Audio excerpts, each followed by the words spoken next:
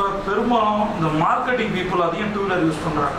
Two wheeler ஓட்டும் போது என்னென்ன விஷயங்கள் சரி பண்ணணும், அல்லது அந்த மாதிரி கழுத்து வலியோ தலைவலியோ வர்றவங்களுக்கு நீங்கள் என்ன மாதிரி ட்ரீட்மெண்ட் கொடுக்குறீங்க?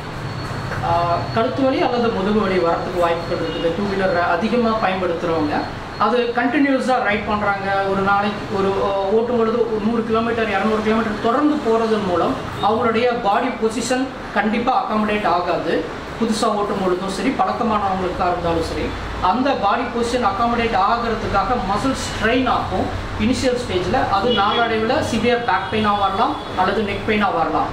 அதை தவிர்க்கிறதுக்கு ஆரம்ப ஸ்டேஜ்லேயே பொசிஷனிங் பாஸ்சர்னு நாங்கள் சொல்லுவோம். அந்த பாஸ்சரை கரெக்ட் பண்ணுறதன் மூலம் அந்த ஸ்ட்ரெயின் வராமல் தவிர்க்கலாம்.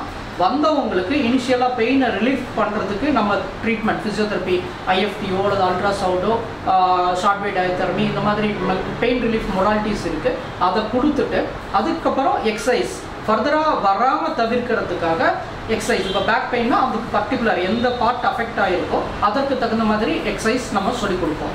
அதை நாளடைவில் அவங்க திரும்ப திரும்ப பண்ணும் பொழுது அது பிரச்சனைகள் வராமல் தவிர்க்க முடியும்.